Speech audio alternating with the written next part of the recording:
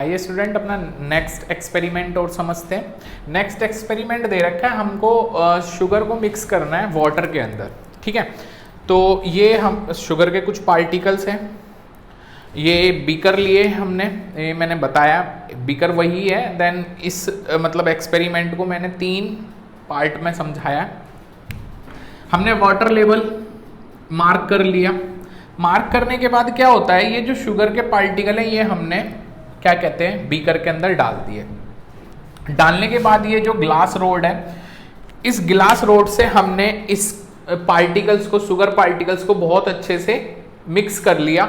और मिक्स करने के बाद जैसे ही हमने इसके अंदर शुगर डाला, जैसे ही हमने इस बीकर के अंदर शुगर डाला, तो आप देखें जो हमने वाटर लेवल मार्क किया था, वाटर लेवल मार्क जो हमने करा था उससे ऊपर वाटर का लेवल पहुंच गया है। उससे ऊपर क्या पहुंच गया, वाटर का लेवल पहुंच गया। लेकिन कुछ देर बाद आप देखोगे जब उसे अच्छे से हम मिक्स कर देंगे तो वाटर लेवल हमारा वही आ जाएगा। वाटर लेवल हमारा क्या हो जाएगा, वही आ जाएगा, यानी वाटर लेवल में कोई भी बदलाव नहीं होगा। यहाँ वाटर लेवल क्या था, वाटर लेवल से जो हमारा पहले था उससे ऊपर पानी पहुंच गया था। लेकिन जैसे ही हमने चीनी को अच्छे से घोलना चालू किया और वो चीनी प्रॉपर जब पानी में घुल जाती है तो शुगर सॉल्यूशन बन के तैयार होता है और वाटर लेवल हमारा वही आ जाता है। तो इससे क्या पता चला, इस एक्सपेरिमेंट से पता चला यार ये जो मतलब ये जो वाटर लेवल बढ़ा था वो एकदम गायब हो गया। गायब क्यों हुआ कि हमने जब शुगर डाली थी तो वाटर लेवल ऊपर आ गया था, लेकिन वो फिर जैसी शुगर घुल गई देन वो वाटर लेवल फिर वही सेम आ गया। तो इससे क्या पता चला, इससे पता चला वाटर्स के पार्टिकल्स के बीच में स्पेस था। वाटर के जो पार्टिकल्स थे उनके बीच में क्या था, स्पेस था, जिसको किसने फिल कर लिया, जिसको शुगर के पार्टिकल्स ने क्या कर दिया, फिल कर लिया। ये एक्सपेरिमेंट इसी कंक्लूजन पे बेस है, मैंने यहाँ पे बता भी दिया। अगर ये एक्सपेरिमेंट एग्जाम में आता है तो हम क्या बताएंगे, किस तरीके से लिख देंगे, in this experiment tiny particles of sugar adjust themselves. अच्छा, यहाँ पे हमने ना ग्लास रोड की हेल्प ली है। अगर हम ग्लास रोड की हेल्प ना लेते तो ये शुगर खुद भी मिक्स हो जाती, बट टाइम ज्यादा लगता। ये शुगर खुद भी मिक्स हो जाती, टाइम ज्यादा लगता। हमने सिर्फ और सिर्फ ग्लास रोड लेने का मेरा मेन पर्पस क्या है, ग्लास रोड लेने का मेन पर्पस है कि शुगर को जल्दी से मिक्स करना। बट अगर हम ग्लास रोड की हेल्प भी ना लें तो भी शुगर आपस में क्या हो जाएगी, पानी में मिक्स हो जाएगी, बट टाइम थोड़ा ज्यादा लगेगा। देमसेल्फ खुद से हो जाएगी। उससे क्या पता चला, in the space between टिनी particles of water, यानी टिनी पार्टिकल्स जो वाटर है उनके स्पेस में खुद एडजस्ट हो जाती है। That's volume of water in beaker remain same. तो देखो वॉल्यूम तो सेम ही रहा, वाटर लेवल बढ़ गया था, या आप यहाँ पे ये भी लिख सकते हो दैट्स द क्या कहते हैं, वाटर लेवल जो होगा इन बीकर में रिमेन सेम। वाटर लेवल क्या होगा, that's water level in beaker remain same, या हम यहाँ पे क्या बोल दें, हम बोलेंगे क्या कहते हैं, volume of water in beaker remain same. Conclusion क्या निकल रहा है, कंक्लूजन निकल रहा है matter is made up of tiny particles. भाई वाटर भी आपको पता है छोटे छोटे पार्टिकल से मिलकर बनता है, काफी सारे एक्सपेरिमेंट कर लिए तो पता भी चल गया ये चीज। और शुगर जो है वो भी बेटा, एक तो इसका क्रिस्टल होता ही बहुत छोटा सा है, और उस क्रिस्टल में भी अगर देखा जाएगा तो बहुत छोटे छोटे छोटे छोटे पार्टिकल से मिलकर वो एक क्रिस्टल बन रहा होगा। क्लियर, तो दोनों ही हमको पता चल गया matter is made up of tiny particles. और नेक्स्ट एक और कंक्लूजन निकला, the particles of matter have space between them, कि जो पार्टिकल्स होते हैं मैटर के उनके बीच में स्पेस भी होता है। नोट करें बेटा। चलिए स्टूडेंट एक और एक्सपेरिमेंट समझते हैं। नेक्स्ट एक्सपेरिमेंट हमारा ब्राउनिन मोशन ऑफ डस्ट पार्टिकल्स को लेके। देखो आपने देखा होगा हमारे घर में कोई विंडो हो या कोई होल हो जिससे सनलाइट आ रही हो। सनलाइट में आपने देखा होगा डस्ट पार्टिकल्स हमें दिखाई देते हैं, और वो डस्ट पार्टिकल बहुत तेजी से मूविंग कर रहे होते हैं। डस्ट पार्टिकल बहुत तेजी से क्या कर रहे होते हैं, मूविंग कर रहे होते हैं। एक्चुअल में मूविंग क्यों कर रहे हैं और किस तरीके से कर रहे हैं, उसके पीछे क्या रीजन है समझते हैं। देखो इतने सारे एक्सपेरिमेंट कर लिए तो रीजन जानने में हमें बड़ी आसानी होगी। देखो आपको पता है एयर जो होती है कैसी होती है, एयर इज कलरलेस। एयर कैसी होती है, कलरलेस होती है। जैसे वाटर कलरलेस था ऐसी एयर भी क्या होती है, कलरलेस होती है। लेकिन डस्ट पार्टिकल्स, आपको पता है डस्ट पार्टिकल्स जो होते हैं वो भी बेटा बहुत छोटे छोटे छोटे पार्टिकल से मिलकर बने होते हैं। एयर भी आपको पता है वो भी छोटे छोटे पार्टिकल से मिलकर बनी है। तो एयर के पार्टिकल्स लगातार डस्ट के पार्टिकल्स को क्या करते हैं, कोलाइड करते हैं, टक्कर मारते हैं। और बेटा वो टक्कर मारते मारते वो कैसी मूवमेंट करते हैं, जिगजैग मूवमेंट करते हैं। आप देखो जब एयर के पार्टिकल्स डस्ट के पार्टिकल्स को टक्कर मार रहे होंगे, डस्ट का पार्टिकल कैसा कर रहा होगा, जिगजैग मोशन कर रहा होगा।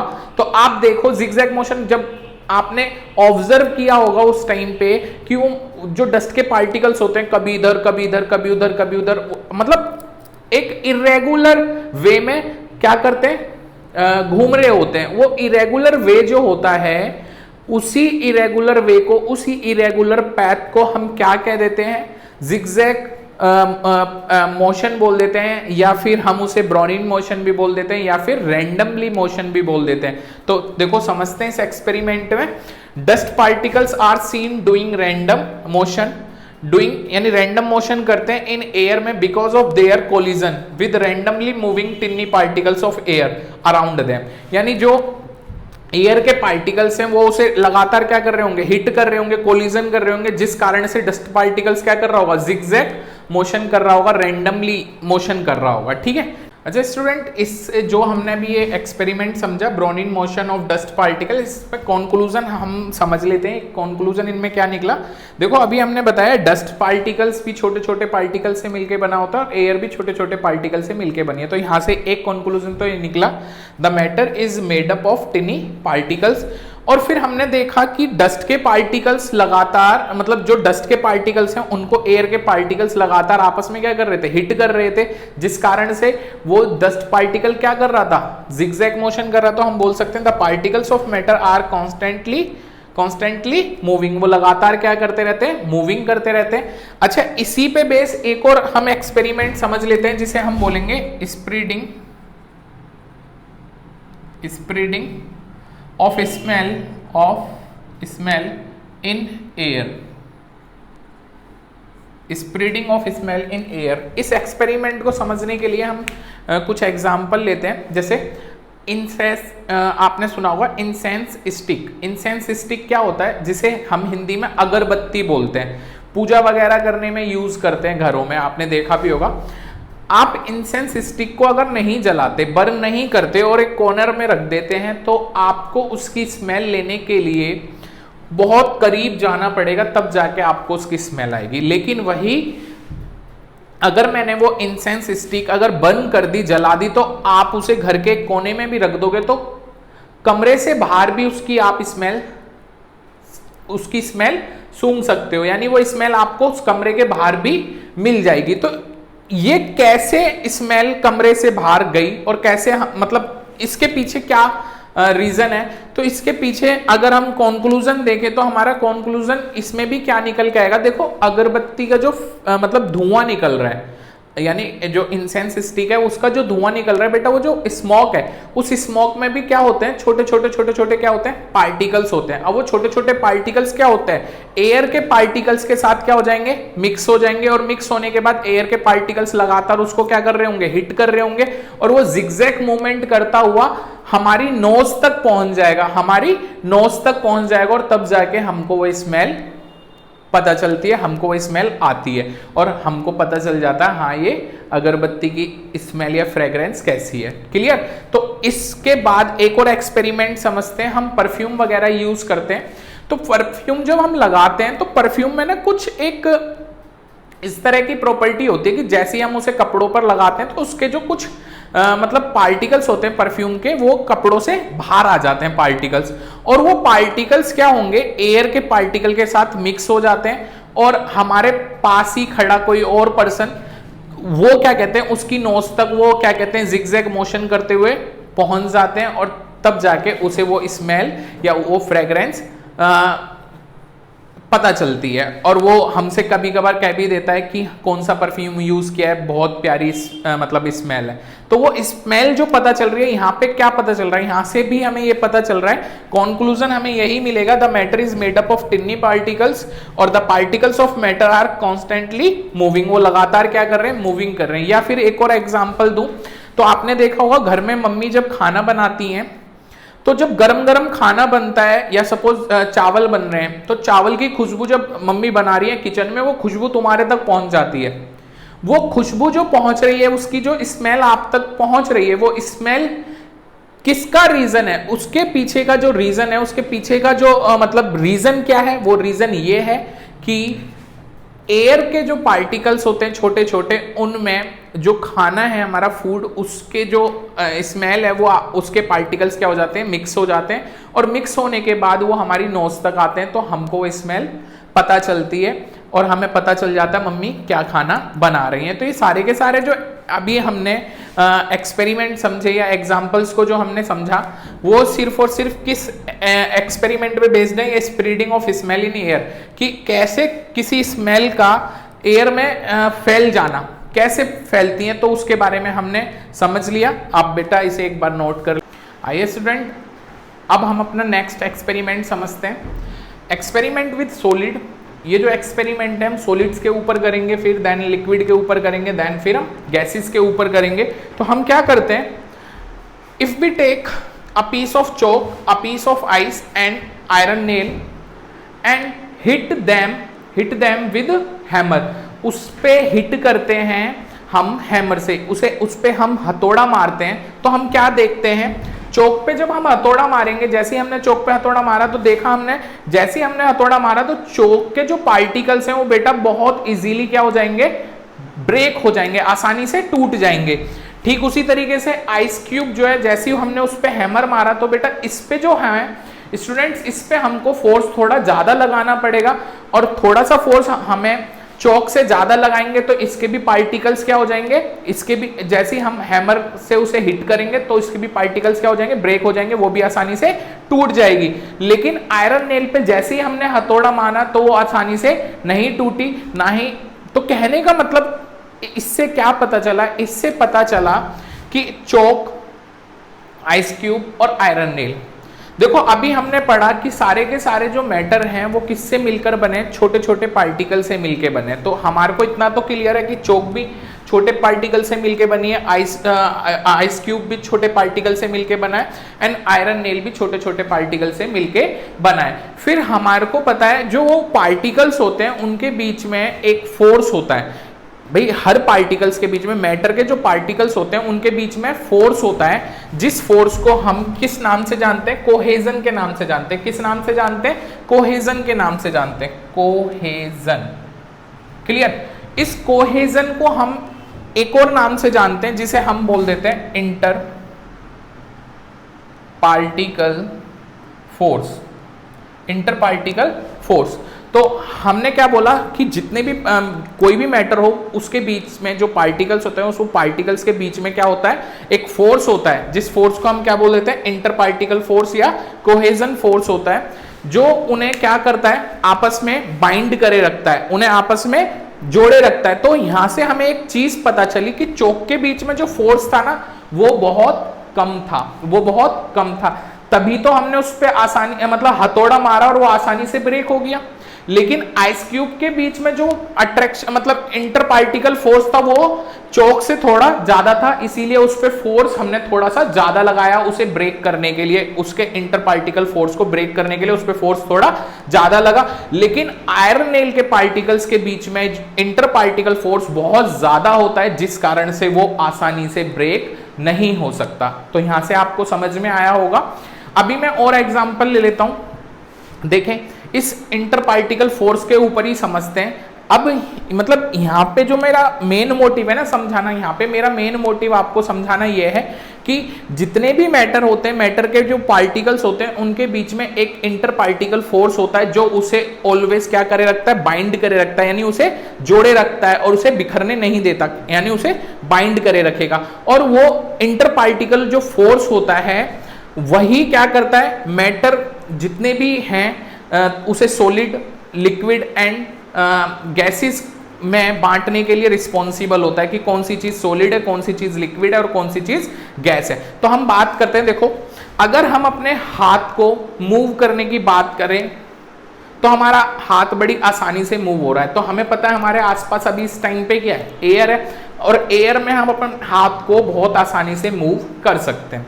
ठीक उसी तरीके से बकेट में, कोई बकेट है, बाल्टी, और उसके अंदर पानी है, उसके अंदर हम अपने हाथ को मूव, तो देखो एयर के कंपेयर में अगर तुम देखोगे तो बकेट में जब हम पानी में हाथ मतलब लगा कर रहे होंगे तो वहां पे हाथ मूव तो हो रहा होगा, लेकिन कहीं ना कहीं थोड़ा सा फोर्स उसमें ज्यादा लग रहा होगा। अभी यहाँ पे बड़े इजीली हम मूव कर पा रहे हैं, लेकिन पानी में उसे इतनी इजीली मूव नहीं कर सकते। और ठीक इसी तरीके से मैं आपसे कहने लगूं इस दीवार में हाथ को मूव करो तो पॉसिबल ही नहीं है, दीवार में हाथ मूव हो ही नहीं सकता, इस व्हाइट बोर्ड में हाथ मूव हो ही नहीं सकता। क्यों नहीं हो सकता? क्योंकि ये क्या है, सॉलिड है।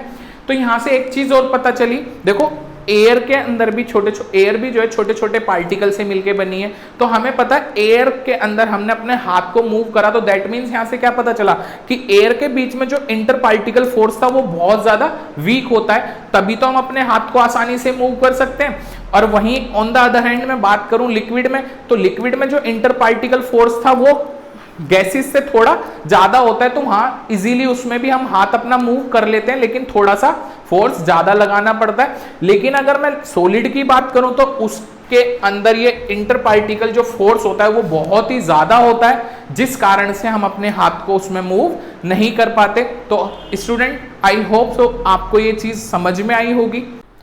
तो स्टूडेंट अभी जो हमने सब पढ़ा उसको एक बार लैंग्वेज में देख लेते हैं, किस तरीके से अगर वो हमारे एग्जाम में आ जाए तो हम उसे किस तरीके से लिखेंगे। तो देखें, हम यहाँ पे देखा आपने क्या लिखा हुआ है हमने, they are some forces of attraction between the particles of matter. क्या बताया कि कुछ ना कुछ अट्रैक्शन फोर्स होता है पार्टिकल्स, मैटर के पार्टिकल्स के बीच में, विच बाइंड देम टूगेदर, जो उन्हें बांधे रखता है। जैसे चोक ऑफ पीस है तो तुम्हें पता है उसके बीच में भी कोई ना कोई अट्रैक्शन फोर्स है जो उसे बांधे रखता है। जैसे ही हमने वो हथौड़ा उस पर हिट किया तो वो जो फोर्स ऑफ अट्रैक्शन था वो ब्रेक हो गया, जिस कारण से चोक के जो पार्टिकल्स हैं वो आसानी से क्या हो गए, ब्रेक हो गए। ठीक है ना। तो फिर हमने नीचे और चीज देखा, फिर हमने वन बाय वन करके सॉलिड के एग्जांपल समझे, लिक्विड के एग्जांपल समझे, गैसेस के एग्जांपल समझे। ठीक है। तो हमने देखा the force of attraction between the particles of air. Air में जब हमने अपने हाथ को मूव किया था तो एयर क्या है हमारे लिए, एयर हमारी गैस होती है। तो हमने देखा था वो हमारा हाथ बड़ा इजीली क्या हो रहा था, उसमें मूव हो रहा था। तो हम कह सकते हैं कि उसके बीच में जो पार्टिकल्स के बीच में अट्रैक्शन फोर्स था वो बहुत ज्यादा स्मॉल था, या आप बोल सकते हो बहुत ज्यादा कम था। तो इसका मतलब तभी तो हमारा हाथ आसानी से उसमें मूव हो रहा था। ठीक उसी तरीके से हमने वाटर की बात करी, जब बकेट में वो पानी भरा हुआ था और उसमें हम अपने हाथ को मतलब हाथ डाल रहे थे और आगे पीछे कर रहे थे, तो उसमें भी हमारा हाथ बड़े इजीली मूव हो रहा था। तो उसमें भी हमने देखा कि लेकिन आपने देखा एयर के कंपेयर में उसमें थोड़ी सी दिक्कतें आती हैं, क्योंकि एयर के कंपेयर में अगर उसमें हम हाथ को मूव कर रहे होंगे तो जो मूवमेंट हो रही होगी हैंड्स की हमारी, वो इतनी इजीली नहीं हो रही होगी जितनी हमारी एयर में हो रही थी। तो इसमें हमने लिखा था force of attraction between the particles of water यानी लिक्विड इज ऑल्सो स्मॉल। फिर हमने वुड के बारे में देखा कि वुड में अगर हम अपने हाथ को चाहें कि हम इसमें क्या कहते हैं, हम अपने हाथ को मूव कर सकें, तो आप देखोगे कि उसमें हम अपने हाथ को मूव नहीं कर सकते, और हम ऐसा करने की अगर कोशिश करते हैं तो बेटा हमारे हाथ में चोट लग सकती है। तो हम बोलेंगे the force of attraction between the particles of would, जिसे हम क्या बोलते हैं, सॉलिड, इज वेरी स्ट्रॉन्ग। फिर इन सबसे जो कंक्लूजन निकला, वो कंक्लूजन क्या निकला, नीचे हमने ब्लू मार्कर से दिखाया उसे, the force of attraction is maximum. हमें पता चला जो फोर्स होता है अट्रैक्शन का मैक्सिमम होता है किसमें, पार्टिकल्स ऑफ सॉलिड के बीच में, सॉलिड मैटर के बीच में, एंड मिनिमम होता है द पार्टिकल्स ऑफ गैसेस के मैटर में। गैसेस जो मैटर होता है उसके बीच में क्या होता है, वो मिनिमम होता है, जो फोर्स होता है उनके गैसेस मैटर के पार्टिकल्स के बीच में वो फोर्स बहुत मिनिमम होता है, और सॉलिड में वो सबसे ज्यादा होता है। तो स्टूडेंट अभी हमने समझा properties of matter. Properties of matter पे बेस्ड हमने सारे के सारे अपने एक्सपेरिमेंट को समझा, और उसमें हमने कंक्लूजन निकाला कि किस तरीके से जो मैटर्स होते हैं वो बहुत छोटे छोटे पार्टिकल से मिलकर बनाए हैं, वो बहुत ज़्यादा छोटे होते हैं साइज में। फिर वो उनके बीच में अट्रैक्शन फोर्स होता है, यानी वो आपस में एक दूसरे को अट्रैक्ट भी करते हैं, और उनके बीच में गैप भी होता है, और क्या बताया मैंने, वो आपस में रैंडम मोशन करते हैं। तो ये सारे के सारे जो हमने अभी पढ़े प्रॉपर्टीज ऑफ मैटर को पढ़ा। अब प्रॉपर्टीज ऑफ मैटर को पढ़ने के बाद हम एक टर्म को मतलब पढ़ लेते हैं। एक टर्म को हमें समझना होगा जिसे हम डिफ्यूजन बोलते हैं। ऑल्दो अगर हम बात करें तो जितने भी अभी मैंने एक्सपेरिमेंट करे इसमें कहीं ना कहीं डिफ्यूजन का भी रोल प्ले हो रहा था, बट डिफ्यूजन हमारे लिए एक न्यू टर्म थी, तो मेरे को वहां पे उसे बताना उचित नहीं था, तो इसीलिए मैं डिफ्यूजन को आपको अलग से बता रहा हूं और आप समझें डिफ्यूजन क्या है। तो डिफ्यूजन क्या है, हिंदी में इसे विसरण बोलते हैं, डिफ्यूजन को हिंदी में विसरण बोलते हैं। और ये है क्या विसरण? The spreading out the mixing of a substance, मतलब सब्सटेंस का स्प्रेड हो जाना और मिक्स हो जाना, किसमें? एक सब्सटेंस का किसी दूसरे में, और वो किस कारण से? रैंडम मोशन के कारण से, due to random motion of its particle. वो पार्टिकल्स के बीच में जो रैंडम मोशन होता है उसके कारण एक पदार्थ का किसी दूसरे पदार्थ के अंदर, एक पदार्थ का दूसरे पदार्थ के, एक पदार्थ के पार्टिकल्स का दूसरे पदार्थ के पार्टिकल्स के में मिल जाना क्या कहलाता है? डिफ्यूजन कहलाता है। अच्छा, फिर इसमें एक चीज है, if temperature is higher then diffusion happen faster. अगर टेम्परेचर जो होगा वो ज्यादा होगा, अगर टेम्परेचर क्या होगा? ज्यादा होगा, तो डिफ्यूजन भी बहुत तेजी से होता है। और मैंने आपको भी बताया था डिफ्यूजन के, मैं आपको बहुत सारे एक्सपेरिमेंट अब बता देता हूं, देखो आपको क्लियर हो जाएगा। जब हमने शुगर एक्सपेरिमेंट के बारे में पढ़ा था, शुगर एक्सपेरिमेंट करा था हमने वाटर में, जब शुगर को डिसॉल्व किया था, तो आपने देखा था शुगर को या तो हम खुद हमने मतलब जो हमारी कांच की रोड थी, या इसे हम बोल देते हैं रोड जो हमने ली थी, उस रोड से या तो खुद ही घोला था हमने, अदरवाइज अगर उसे हम खुद ना घोलते तो वो खुद भी आपस में क्या हो जाती है, अपने आप घुल जाती, थोड़ा टाइम लगता। तो इससे क्या पता चला?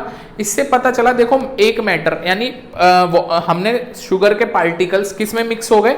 वाटर के पार्टिकल्स में मिक्स हो गए। तो यहां से पता चल रहा है दो पार्टिकल्स आपस में मिक्स हो रहे हैं। अब दो पार्टिकल्स अगर आपस में मिक्स हो रहे हैं तो इसका मतलब क्या है? क्या हो रहा है? डिफ्यूजन हो रहा है। क्या हो रहा है? डिफ्यूजन हो रहा है। एक एक्सपेरिमेंट से तो ये क्लियर हुआ। दूसरा, अभी मैंने बताया कि जब मम्मी खाना बनाती है और गर्मा गर्म जब वो खाना बन रहा होता है तो उसकी जो स्मेल होती है वो बाहर तक भी पहुंच जाती है। तो इसका मतलब क्या है? एयर के पार्टिकल्स जो फूड है, फूड के पार्टिकल्स जो होंगे भैया, उसमें से जो खुशबू निकल रही है, स्मेल जो निकल रही है, उसके पार्टिकल्स में क्या हो जाते हैं? आपस में मिक्स हो जाते हैं एयर के। और जिगजैग मोशन करते हुए जो भी पर्सन उस फ्रेग्रेंस को सूंघ रहा है या उसको पता चल रही है वो स्मेल, तो उसकी नोज तक पहुंचते हैं, तो उसे पता चलता है हाँ भाई क्या खाना बना है और क्या किस चीज की वो फ्रेग्रेंस है। क्लियर? और फिर हमने और बहुत सारे एक्सपेरिमेंट किए जिसमें हमने डिफ्यूजन के, परफ्यूम वाला एग्जांपल समझाया था, वहां पे भी हमने देखा था कि एयर के अंदर एयर के पार्टिकल्स में परफ्यूम के पार्टिकल्स मिक्स हो गए थे, तो देन वहां पे भी डिफ्यूजन देखा। तो डिफ्यूजन हमने देखा भी, बहुत सारे एक्सपेरिमेंट पढ़े, तो मैं आपको डिफ्यूजन बताता हूं। देखो डिफ्यूजन सॉलिड टू सॉलिड में भी होता है, सॉलिड मतलब कोई भी सॉलिड हो, सॉलिड से सॉलिड में भी डिफ्यूजन हो रहा होगा, सॉलिड और लिक्विड में भी डिफ्यूजन हो रहा होगा, लिक्विड टू लिक्विड में भी डिफ्यूजन हो रहा होगा, लिक्विड टू कहने का मतलब गैसेस में भी डिफ्यूजन हो रहा होगा। मैं इसमें बहुत सारे एक्सपेरिमेंट मतलब एग्जांपल है, मैं आपको वन बाय वन करके आपको बताता हूं। देखो शुगर का वाटर के अंदर मिक्स हो जाना, शुगर का वाटर के अंदर मिक्स हो जाना, डिसॉल्व हो जाना, वो एक्सपेरिमेंट बताता है क्या? शुगर क्या है हमारी? सॉलिड है। सॉलिड किस में मिक्स हो रहा है? वाटर के अंदर। वाटर क्या है हमारा? लिक्विड। तो बेटा सॉलिड का लिक्विड में मिक्स हो जाना, यानी यहां से पता चल रहा है सॉलिड और लिक्विड में भी डिफ्यूजन होता है। अब देखो सॉलिड में सॉलिड डिफ्यूजन, सॉलिड से मतलब सॉलिड का सॉलिड में डिफ्यूजन कैसे होता है? ये जो डिफ्यूजन होता है, ये सॉलिड का सॉलिड में डिफ्यूजन, इसे होने में काफी लंबा टाइम लगता है, यानी इतनी आसानी से डिफ्यूजन नहीं होता, काफी लंबा टाइम लगता है। और इस पे एक प्रैक्टिकल एग्जांपल लेता हूं, जो आपने ऑब्जर्व भी करा हो, ना ऑब्जर्व करा हो तो अब ऑब्जर्व कर लेना। आपने देखा होगा आपके स्कूल में ब्लैक बोर्ड यूज करते हैं, और ब्लैक बोर्ड पे चौक वगैरह से यूज करते हैं। बहुत सारे बच्चे इस लेक्चर को देख रहे हो तो आपके स्कूल में बेटा आजकल मतलब टेक्नोलॉजी चेंज हुई है, तो अब बोर्ड ब्लैक बोर्ड ना होके ग्रीन बोर्ड में कन्वर्ट हो गया, या फिर आपका व्हाइट बोर्ड में कन्वर्ट हो गया। बट फिर भी आप इस एग्जाम्पल को समझो, क्लियर हो जाएगा। तो जब आपने देखा होगा जो हमारा ब्लैक बोर्ड होता है, समर वेकेशन का एग्जाम्पल देके समझाऊंगा। जब समर वेकेशन पढ़ती थी और कोई टीचर हमारे को मतलब कोई होमवर्क दे रहे थे, अब जब टीचर होमवर्क देते हैं और वो टीचर उसे मतलब रब करना भूल जाते हैं, उसे रब करना भूल जाते हैं। अब आप ठीक मतलब 1.5-2 महीने बाद स्कूल जाओगे। अब जब 1.5-2 महीने बाद अगर आप स्कूल जा रहे होगे तो आप वही सब लिखा हुआ वहां पर देखोगे कि अरे ये तो सर ने होमवर्क दिया था, वही लिखा है। अब आप उसे रब करने की कोशिश करना, वो आप उन अक्षरों को रब भी कर दोगे तब भी वो अक्षर उस पर क्या हो रहे होंगे? दिखाई दे रहे होंगे। तो इसका मतलब क्या है? चौक जो है आपकी सॉलिड थी एंड ब्लैक बोर्ड भी हमारा क्या है, सॉलिड है। तो चौक के जो पार्टिकल्स थे, यानी चौक यानी सॉलिड के पार्टिकल्स किसके अंदर मिक्स हो गए, ब्लैक बोर्ड जो हमारा सॉलिड था उसके अंदर मिक्स हो गए। तो यहां से हम क्या कहेंगे, सॉलिड का सॉलिड में डिफ्यूजन हुआ। गैसेस का गैसेस में डिफ्यूजन, तो गैसेस का मैं आपको बता सकता हूं, देखो गैसेस, अगरबत्ती, इंसेंस स्टिक के बाद एग्जांपल दिया था, इंसेंस स्टिक से जो धुआं निकल रहा है वो स्मोक क्या है, स्मोक गैस ही होता है, स्मोक क्या है, गैस ही है ना। उस गैस का एयर के अंदर मिक्स हो जाना और जो भी पर्सन उस स्मेल को सूंघ रहा है और उस तक उस स्मेल का पहुंचना क्या कहलाता है, वहां पे जो डिफ्यूजन हो रहा है, क्या किस में डिफ्यूजन, स्मोक का जो पार्टिकल्स हैं उसका एयर के पार्टिकल्स में मिक्स होना, वहां पे हमने देखा गैस का गैस में डिफ्यूजन होना। तो ये डिफ्यूजन के सारे एग्जाम। स्टूडेंट अभी हमने डिफ्यूजन के बारे में समझा और डिफ्यूजन में हमने भी समझा डिफ्यूजन सॉलिड टू सॉलिड में भी होता है, डिफ्यूजन हमारा लिक्विड टू लिक्विड में भी हुआ था, लिक्विड से लिक्विड में कैसे डिफ्यूजन हुआ वो भी हमने पढ़ा, और गैसेस टू गैसेस में भी हमने डिफ्यूजन को समझा कैसे होता है। अभी एक और प्रैक्टिकल एग्जांपल रह गया स्टूडेंट जो आपके लिए बहुत ज़्यादा ज़रूरी था, देन उसको मैं एक बार और समझा देता हूँ, और वो बहुत ज़्यादा इंपॉर्टेंट है एग्जाम पॉइंट ऑफ व्यू से भी, इसीलिए मैं उसे बिल्कुल अलग से समझा रहा हूँ आपको। और वो डिफ्यूजन जो है वो इन लिक्विड्स में ही है, और लिक्विड्स में भी कैसे, देखो आपको पता है हमको जीने के लिए, सरवाइव करने के लिए ऑक्सीजन और कार्बन डाइऑक्साइड दोनों की ही जरूरत होती है। आपको पता है भाई, हम कार्बन डाइऑक्साइड को क्या करते हैं, छोड़ते हैं और ऑक्सीजन को लेते हैं। ऑक्सीजन हमारे को जीने के लिए बहुत ज़्यादा जरूरी है। ठीक उसी तरीके से मैं इक्वेटिक एनिमल की बात करूं, जो इक्वेटिक एनिमल होते हैं जो आपके समुद्र वगैरह में रहते हैं, पॉन्ड्स वगैरह में रहते हैं, एनिमल्स हों या आपके उसमें जो प्लांट्स वगैरह हैं, देन उनको भी जीने के लिए कार्बन डाइऑक्साइड की जरूरत होगी। भाई वो भी अपना खाना फोटोसिंथेसिस की हेल्प से बनाएंगे तो उसे भी कार्बन डाइऑक्साइड की जरूरत होगी। ठीक उसी तरीके से इक्वेटिक जो एनिमल है उन्हें भी जीने के लिए ऑक्सीजन की जरूरत होती है। तो अब वो कैसे ऑक्सीजन लेंगे इसके बारे में हम बात करेंगे। भाई ऐसा तो हो नहीं सकता, हमारे तो एटमॉस्फेयर में, हम पानी के अंदर तो रहते नहीं है, तो हम तो एटमॉस्फेयर से डायरेक्ट कार्बन डाइऑक्साइड छोड़ेंगे उसमें और ऑक्सीजन डायरेक्ट ले सकते हैं। लेकिन एनिमल क्या करें, एनिमल ऐसा तो कर नहीं सकता कि जब उसे कार्बन डाइऑक्साइड छोड़नी है तो बाहर आके छोड़ गया और क्या कहते हैं ऑक्सीजन लेनी है तो बाहर आके ले गया। ऐसा तो पॉसिबल है नहीं स्टूडेंट्स, या हो सकता है आप बताएं। तो स्टूडेंट वो क्या करते हैं, हमारे एटमॉस्फेयर में जो एयर है उसके अंदर कार्बन डाइऑक्साइड और ऑक्सीजन क्या होती है, पाई जाती है, और वो कार्बन डाइऑक्साइड और ऑक्सीजन क्या होती है, डिसॉल्व हो जाती है। प्रोसेस ऑफ डिफ्यूजन, डिफ्यूजन के प्रोसेस से क्या कहते हैं, वो वाटर के अंदर क्या हो जाएगी, डिफ्यूज हो जाएगी, मिल जाएगी। और जिसका यूज एक्वेटिक एनिमल अपने सर्वाइवल के लिए कर लेंगे, और एक्वेटिक एनिमल क्या करते हैं, उससे ऑक्सीजन ले लेते हैं। भाई जो ऑक्सीजन और कार्बन डाइऑक्साइड डिसॉल्व हो गई वाटर में, चाहे वो पॉन्ड का वाटर हो, चाहे वो लेक हो, चाहे वो सी हो, उस पानी में जब डिसॉल्व हो जाती है और उसके अंदर रहने वाले इक्वेटिक एनिमल या तुम्हारे प्लांट्स हो इक्वेटिक, तो वो उनका क्या कर लेते हैं, यूज कर लेते हैं उन गैसेस का। जैसे मैं प्लांट्स की बात करूं तो प्लांट्स अपना क्या कहते हैं, कार्बन डाइऑक्साइड की हेल्प से और बाय द क्या कहते हैं हेल्प ऑफ फोटोसिंथेसिस जो है उसको करके वो क्या कर लेंगे, अपना खाना प्रिपेयर कर लेते हैं। कार्बन डाइऑक्साइड लेंगे और साथ में क्या कहते हैं सनलाइट हो, उसकी हेल्प से फोटोसिंथेसिस करके वो अपना खाना बना लेंगे।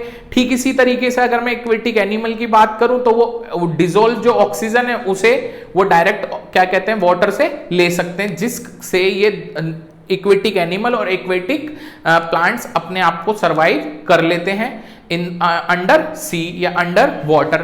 ठीक है, तो जो ये सब मैंने आपको समझाया इसे मैंने लैंग्वेज में लिख रखा है, एक बार आप समझ लें। The gases like carbon dioxide and oxygen are essential for the survival of aquatic plants and animals. The carbon dioxide gas and oxygen gas present in atmosphere, यानी हमारे एटमॉस्फेयर में प्रेजेंट होती है और डिफ्यूज हो जाती है इनटू वाटर के अंदर। और वाटर भी कौन कौन सा हो सकता है, पॉन्ड्स का हो, लेक्स का हो, रिवर्स का हो या सी का हो, एंड डिसॉल्व इन इट, और डिसॉल्व हो जाती है इसमें। ठीक है, the aquatic plants use the dissolve carbon dioxide for preparing food by the photosynthesis.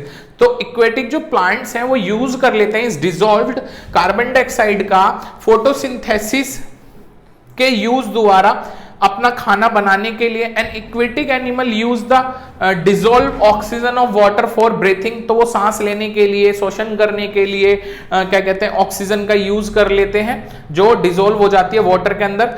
और इस एग्जाम्पल को आप देखो तो गैसेस का मतलब क्या हो रहा है यहाँ पे, गैसेस क्या हो रही हैं आपकी, डिजोल्व हो रही हैं, डिफ्यूज हो रही हैं किसके अंदर, लिक्विड के अंदर। तो ये जो एग्जाम्पल है यहाँ पे भी हमने देखा कि गैसेस किस में डिफ्यूज हुई, लिक्विड में। तो लिक्विड एक ऐसी चीज है, लिक्विड में सॉलिड भी मिक्स हो डिफ्यूज हो सकता है आपका, लिक्विड में लिक्विड भी डिफ्यूज हो सकता है, लिक्विड में आपका क्या कहते हैं, गैसेस का भी डिफ्यूजन हो सकता है। क्लियर। और हमने सारे के सारे एग्जाम्पल पढ़ लिए। आई होप सो आपको समझ में आए होंगे स्टूडेंट, नोट कर लें इसे। स्टूडेंट डिफ्यूजन पे बेस्ड एक और एग्जाम्पल समझते हैं। यहाँ पे हमने क्या करा, दो बीकर लिए, ये बीकर है, देन इसे उल्टा करके इस पे रख दिया, एक बीकर ये, एक बीकर ये, और ये अब पूरा कंटेनर बंद है। क्लियर।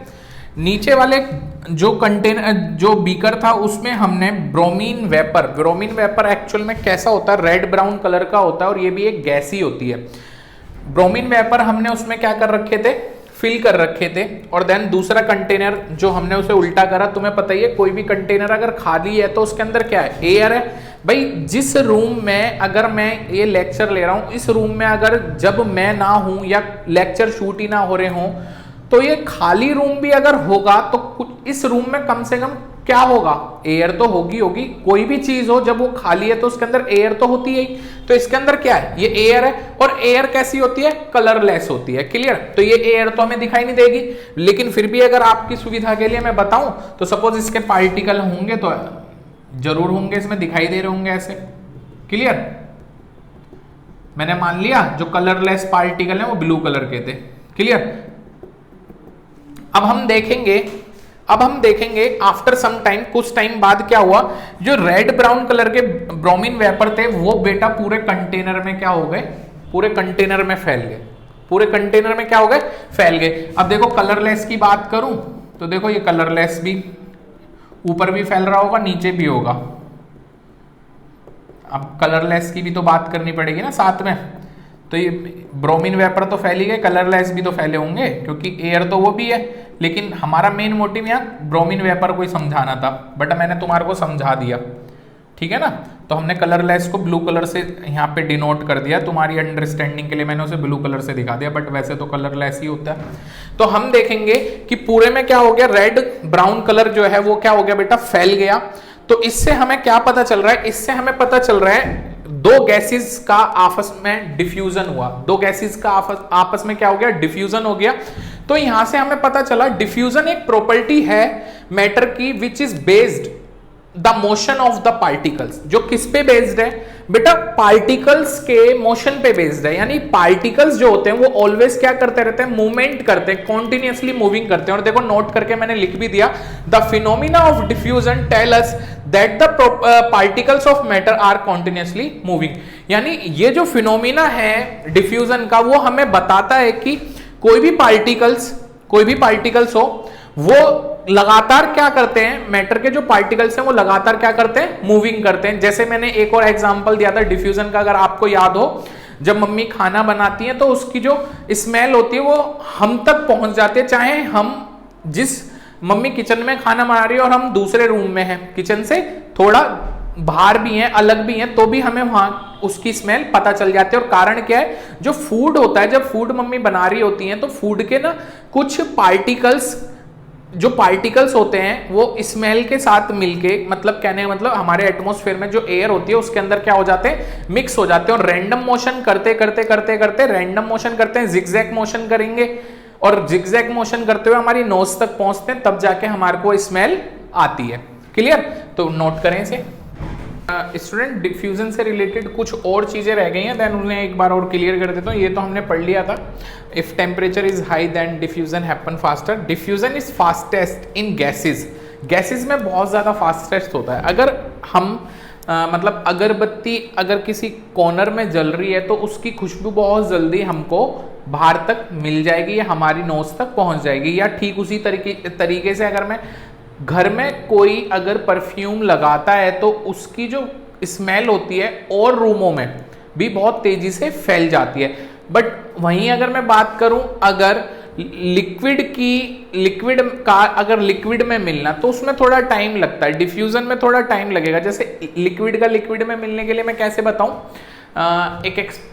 देखो नींबू छोड़ो, एक और एग्जांपल लेते हैं, इंक वाला लिया था ना हमने, इंक और वाटर वाला। तो आपने देखा था इंक जो है वो भी हमारा क्या लिक्विड है, और मतलब जो इंक है वो हमने किस में मिलाई थी, वाटर में। वाटर भी हमारा लिक्विड है, तो लिक्विड में जब लिक्विड मिला तो इंक जब वाटर में मिल रही थी तो उसे मिलने में बेटा टाइम लगा था, उस डिफ्यूजन में थोड़ा टाइम लगा था, क्योंकि गैसेज में डिफ्यूजन बहुत तेज होता है। लेकिन अगर मैं बोलूं लिक्विड का डिफ्यूजन जो होता है थोड़ा मॉडरेट होता है। मॉडरेट यानी ना तो ज्यादा टाइम लगेगा ना कम टाइम लगेगा।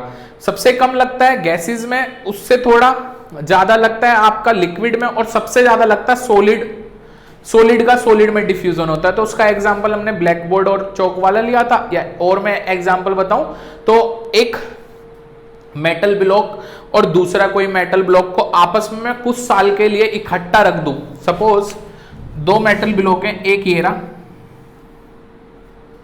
देन दूसरा भी ये रहा, और इन्हें बिल्कुल मैं टाइट करके रख दिया, बिना छेड़े बिना डिस्टर्ब किए इन्हें मैंने साल 2 साल के लिए छोड़ दिया, साल 2 साल के लिए छोड़ दिया।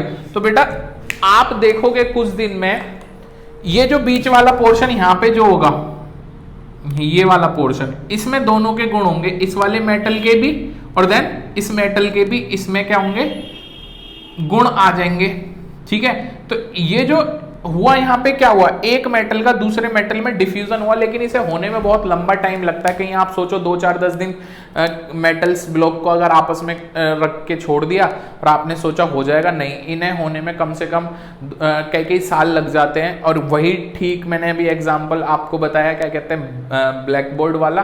तो ब्लैक बोर्ड और चौक के भी डिफ्यूजन होने में कम से कम 1.5 से 2 महीने का टाइम लगता है, तो वो भी काफी लंबे टाइम बाद डिफ्यूजन देखने को मिलता है। तो आप समझ गए होंगे कि डिफ्यूजन जो होता है बहुत तेजी से होता है गैसेस में, एंड सबसे स्लोएस्ट होगा किसमें, सॉलिड में। और मैंने एक चीज नोट करके लिखी है कि जो फिनोमिना हो रहा है डिफ्यूजन का, ये हमें बताता है, क्या बताता है, कि particles of matter are constantly moving, की जो पार्टिकल्स हैं मैटर के वो लगातार क्या करते हैं, मूविंग करते हैं। Before the definition solid, liquid and gases, we should discuss of 2 terms, rigid and fluid. Rigid and fluid क्या होता है, रिजिड, हिंदी में रिजिड को मैं बताऊं तो देखो, रिजिड बोलते हैं हम दृढ़ को, ठीक है, और फ्लूइड बोलते हैं तरल को। है क्या ये रिजिड एंड फ्लूइड? रिजिड का मीनिंग होता है अनबेंडिंग और इनफ्लेक्सिबल, यानी वो चीज जो क्या हो, अनबेंडिंग। अब ये मार्कर है, ये क्या बेंड हो सकता है? नहीं हो सकता बेटा, ज्यादा इसके साथ आप कोशिश करो तो टूट ही जाएगा, बेंड नहीं होगा, ठीक है ना। अनबेंडिंग और इनफ्लेक्सिबल, फ्लेक्सिबल है बिल्कुल भी नहीं है, क्लियर। तो इनफ्लेक्सिबल, जैसे फॉर एग्जांपल स्टोन की बात करी गई है यहाँ पे, स्टोन क्या होता है, stone is rigid because it is unbending और इनफ्लेक्सिबल। क्या आप पत्थर को मोड़ सकते हो? क्या वो इनफ्लेक्सिबल है? नहीं है ना, यानी फ्लेक्सिबल है वो फ्लेक्सिबल नहीं है। तो कहने का मतलब वो चीज जो ना तो कहने का मतलब बेंड हो सके ना ही फ्लेक्सिबल हो, तो हम उसे क्या बोलेंगे, रिजिड बोल देंगे। दैट्स, तो हम बोल सकते हैं सॉलिड क्या होता है, solid is a rigid form of matter, matter की रिजिड फॉर्म है। अब हम किसकी बात कर रहे हैं, फ्लूइड की बात कर रहे हैं, तो it means a material which can flow easily, वो चीज जो आसानी से फ्लो हो सके, बह सके। जैसे आप टेबल पर पानी गेर दो तो पानी क्या होगा, फैलते फैलते फैलते आगे तक पहुंच जाएगा। ठीक उसी तरीके से गैस है बेटा, गैस को अगर आप खोल दो तो वो क्या है, वो बहते बहते बहुत आगे तक निकल जाएगी, यानी उसकी जो स्मेल है वो बाहर तक पहुंच जाएगी। कहने का मतलब क्या है, गैसेस भी फ्लो होती हैं।